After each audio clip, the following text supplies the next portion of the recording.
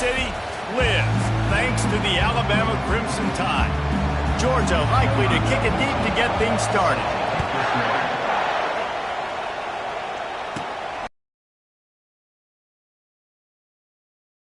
Out of space to be found. Good hustle by the coverage team, and they stop him at the 21. So Alabama's offense will have the first possession of the game. And here he comes, a man who epitomizes the phrase, the tight end's always open, David. And yes, he is, Reese, and it's so cool. The tight end position now has evolved so much. You can move him all over the field, and you can really highlight a guy of his ability. Too big for safeties to cover and too fast for linebackers to cover. This is a weapon they've got to take advantage of. Starting this drive like that is exactly what they had hoped for. Now 1st and 10 from the 40. Getting some heat. Trying to make magic with his feet. In a competitive conference like the SEC, you just can't afford to start 0-1 if you want to chase a championship. Really important to get off to a good start. No doubt, in the SEC, you've got to set the tone early. It's all about creating momentum out of the gate. Both of these teams had this game circled all offseason, David. They know what's riding on the line. There's so much riding on the line. Who gets to Atlanta down the road? Bragging rights. And he's got it inside the 15-yard line. And they finally get him stopped, but it's a big throw and catch, and he's down at the 5. On 1st and goal, let's see if Alabama can get it in the end zone. And a good, solid pickup before the defense cuts him down. You know, you talk so much about QBs, right? Having to make really good decisions. There's a great example. He didn't see anybody open downfield. He didn't hesitate for 1 second. He put his head down, and he took off and went running and generated an... And he takes it to the house. Touchdown, Bama! And that is what a team of this caliber is expected to do, right? They've got the better number beside their name by all the metrics, by a talent standpoint, coaching standpoint. They're the superior team, and they just drove the ball in the first possession of the game, and they looked like it, scoring a touchdown and asserting their dominance.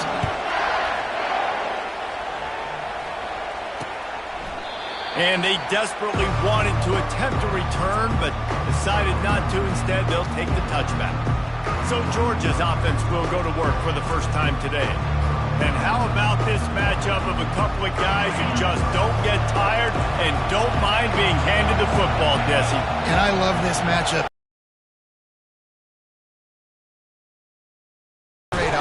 Let's go back to toting the rock, old school. 2 of the best running backs in the business here. And the defenses now, like, they know the challenge. They know these guys are going to tote it. They got to be physical, committing guys to the box, not letting these running backs have success today. Love seeing these early season top 25 matchups. You can get a really good feel of how good these teams are, guys. And the intensity is going to be big too, David, because the players, you know, on these teams, they've been thinking about this game for a long time. They knew they'd have a national stage, and they got a chance to prove just how good they are. Oh, man, make that statement. Make that early statement. We always look at the end of the season, and what does the committee say? Oh, they beat top 25 so-and-so. Here's your chance to put that on your resume that'll pay off big time and late in the season. Pocket starts to collapse. Lets it fly.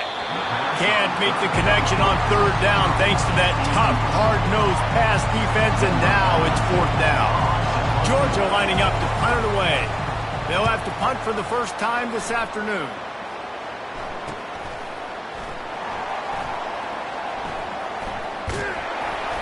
Never had a chance. What coverage to get down there and knock him down inside the 10.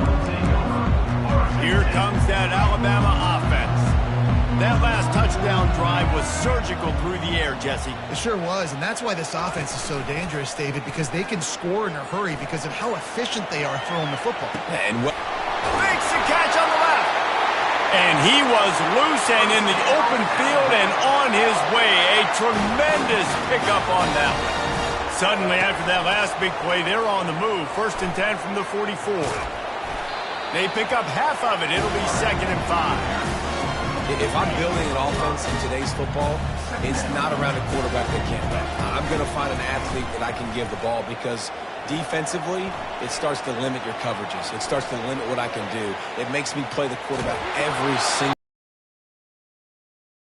coordinate extremely hard. Nothing doing downfield. He'll cut his losses and throw it away. It'll be 3rd down. Looking to throw, it's Milrow. Now rolling to the left. He'll let one go down the right side. And they wanted it all on third down, but now dealing with fourth down. And you could tell the offense was trying to take a shot and really stress that safety. Sending one guy long, you better cover the deep ball, and then try to slip a guy right underneath it. Unsuccessfully, the quarterback's got to be a little bit better with that time. There is nothing to gain by kicking it away in this area of the field, around midfield, going for it the wise move. Got it past the marker. Gets it all the way down to the 39-yard line. It'll be a first down. That's a great example of the receiver knowing exactly where the first down marker is. He got the depth he needed to get, so once he was able to make the catch, he already knew he had it, and now a fresh set of downs. Welcome to the frustrating reality of college football. Like, the guy at the quarterback spot, he can just do that. Pull it down, get positive yards, makes the defense have to account for him every single play. Quarterback quick pass to the receiver. One-step wrap, two-step squeeze. This junior knows how to get him on the ground. A third down play coming from the 32 as they try to keep the drive going. Catch in the middle, it's long. Working their way closer and closer, a third down running game. Able to make the tackle, but not before he gets 5 yards down to the 21. Halfway there on first down, it's 2nd and 5. Now the play fake. Rush coming in hot, and they got him at the 29. This defense, they are tenacious, and they've got guys up front that are athletic and that are so strong and then can collapse the pocket. You saw it right there in that play action attempt.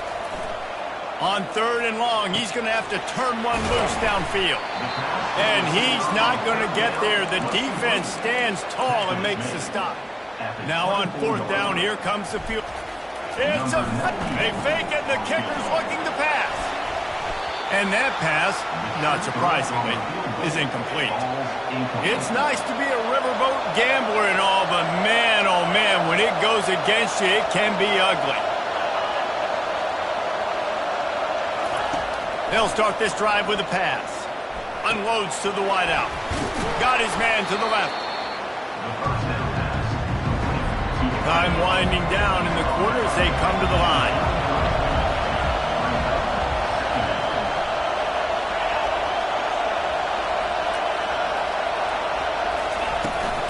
Looking for a gap. It's Etienne. And he's going to wind up losing a couple of yards as time expires here in the first quarter.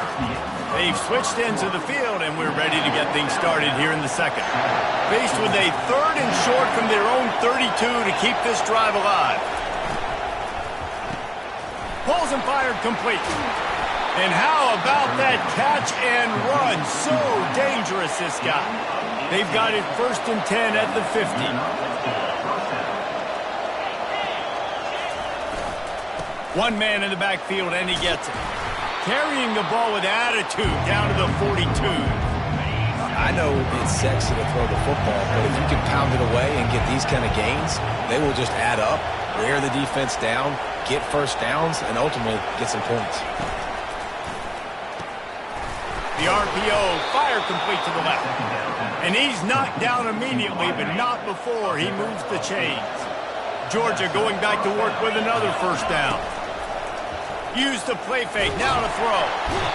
Can't find the man, and he'll be knocked down at the 40. Play-action pass success has a lot to do with selling that fake. You could tell defense was not buying it, got in the backfield, got the big play. Looking to pass, it's Beck. He hurls one deep down the left side. And he got away from the defense and takes it in. Touchdown, Bulldogs! That was just as simple as playing catch in warm-ups. And this offense felt like they could take advantage of this defense down the field, throwing the football. They've got a lot of speed on the perimeter, and I feel like they've got some matchups they feel they should be winning one-on-one. You saw a great example of it right there. The Tide offense rolls onto the field.